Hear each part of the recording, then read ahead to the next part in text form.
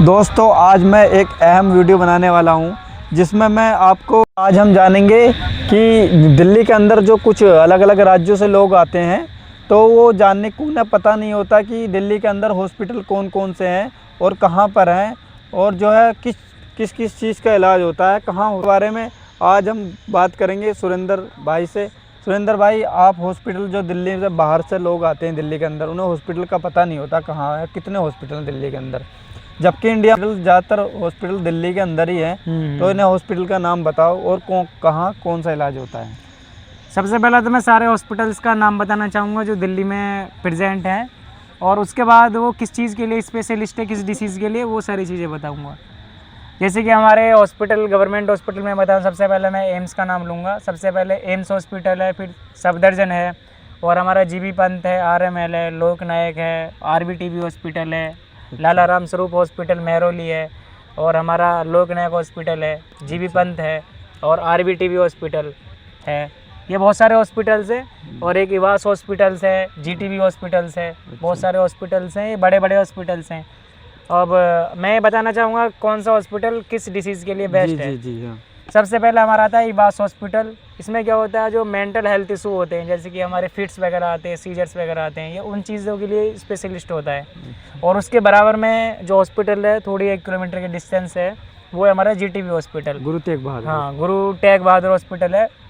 उसमें क्या होता है, हमारे एक्सीडेंटल केस हो गए, ठीक है, वो हैंडल किया जाते हैं। जैसे कि नॉर्मल डिसीज़ होगी, किसी को पेट दर्द हुआ, किसी को ऑक्सीजन की कमी हुई, ये सारी चीज़ों की क्या होता है, वहाँ पे नॉर्मल डिसीज़ जो होती है उनका ट्रीटमेंट किया जाता है। उसके बाद है हमारा राजीव गांधी। राजीव गांधी में क्या होता है, वो डायलिसिस वगैरह के लिए स्पेशलिस्ट माना जाता है, वहाँ पे डायलिसिस वगैरह ज़्यादा होती है। और हमारा एम्स हॉस्पिटल हो गया। अब पहुँचते हैं एम्स हॉस्पिटल में। एम्स हॉस्पिटल में क्या है, उसमें ट्रामा सेंटर भी है। सबसे जो बेस्ट है उसमें ट्रामा सेंटर, जो एक्सीडेंटल केस होते हैं उनको हैंडल किया जाता है। वो सबसे बड़ा हॉस्पिटल दिल्ली का एम्स हॉस्पिटल ही है। अच्छा। उसके बराबर में क्या होता है, अगर एम्स हॉस्पिटल में इलाज नहीं होता है, उसके बाद सफदरजंग आता है, हमारा सफदरजंग हॉस्पिटल है, वो भी बहुत बड़ा हॉस्पिटल है, उसमें भी सारी डिसीज़ों को हैंडल किया जाता है। और उसके बाद हम आता है जीबी पंत। जीबी पंत क्या है, हमारे जैसे कि हार्ट अटैक वगैरह होता है, ठीक है, और जो हार्ट डिसीज़ होती है वो उन चीज़ों के लिए स्पेशलिस्ट है। उसके बाद हमारा आता है लोक नायक हॉस्पिटल। जब वहाँ से क्या होता है, जब जीबी पंत नहीं लेता कभी कभी पेशेंट को, उसकी कवर से बाहर हो जाता है, हमारा लोक नायक हॉस्पिटल है, वो उस केस को हैंडल करता है। और फिर हमारा जैसे कि टीबी वगैरह की प्रॉब्लम होगी तो क्या होता है, वहाँ पे आरबीटीबी हॉस्पिटल या लाला राम स्वरूप हॉस्पिटल मेहरौली, इनको रेफ़र कर देता है, वहाँ टीबी का इलाज बेस्ट माना जाता है। और ये सादरा में पड़ता है राजीव गांधी हॉस्पिटल, इसके बारे में कुछ बता दीजिए। राजीव गांधी में क्या है, जो डायलिसिस वगैरह होती है दिल्ली में, सबसे ज़्यादा जो प्रॉब्लम होती है ना पेशेंटों को, सबसे ज़्यादा डायलिसिस की होती है। अच्छा। वो किस चीज़ के कारण होती है, जैसे कि यहाँ का पॉल्यूशन हो गया, यहाँ का पानी हो गया, उस चीज़ के ख़राब होने के कारण हमारी जो किडनीज़ वगैरह होती है वो काम करना बंद कर देती हैं। तो उनकी डायलिसिस के लिए ये हॉस्पिटल बेस्ट है। उसके बाद बाला साहिब हॉस्पिटल भी आता है। ये बाला साहिब कहाँ पर पड़ता है? ये बाला साहिब पड़ता है स्टेशन से थोड़ा आगे को 500 मीटर की दूरी पर ही बाला साहिब है, जहाँ पर डायलिसिस के लिए बहुत ही अच्छा जो है, वो मोस्टली डायलिसिस के लिए ही जाना जाता है। उसकी टाइमिंग बता दीजिए। जैसे कि वो डायलिसिस की टाइमिंग है 2 से लेकर शाम 8 बजे, दोपहर 2 से 8 बजे तक आप डायलिसिस के लिए कभी भी आ सकते हैं। और जैसे कि सफदरगंज है हमारा, जो जहाँ भी कोई नहीं लेता तो सफदरगंज में जो है आपको अवश्य भाई ले लेंगे, बहुत बड़ा उसमें कोई दिक्कत नहीं है।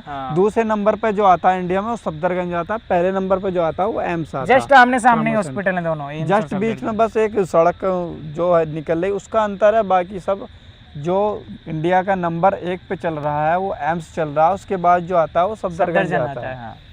और सफदरगंज के लिए जो है आपको किसी भी रेफर की ज़रूरत नहीं पड़ती, वो इमरजेंसी पेशेंट अवश्य ले लेता है। डायरेक्ट भी आप पेशेंट जा सकता है, उसमें ले लेगा वो, ऐसे नहीं किसी हॉस्पिटल से रेफर ही चाहिए। तो दिल्ली उनके लिए बता दीजिए, जो अलग अलग राज्यों से आ रहे हैं उनके लिए सुविधाएं बता दीजिए। ये आनंद विहार से थोड़ा आगे कोई ये एलबीएस हॉस्पिटल पड़ता, जो खिचड़ीपुर में पड़ता, उसमें भी आपके लिए बहुत सारी सुविधाएं हैं। और फिर आनंद विहार से जहां हम थोड़ा आगे चलेंगे वहां पर हिबास और जो जीटीबी हॉस्पिटल, फिर राजीव गांधी हॉस्पिटल, बहुत काफ़ी सारे हॉस्पिटल दिल्ली के अंदर आपके लिए स्वास्थ्य के लिए बना रखे हैं सरकार ने। और सरकार का अहम मकसद ये है कि स्वस्थ रहें और निरोग रहें। तो दोस्तों आप भी बताइए हमें कमेंट में, आपको किसी बात की कोई दिक्कत परेशानी हो और आपको हॉस्पिटल नहीं पता हो तो आपकी हेल्प के लिए हम कमेंट बॉक्स आपके लिए खुला है।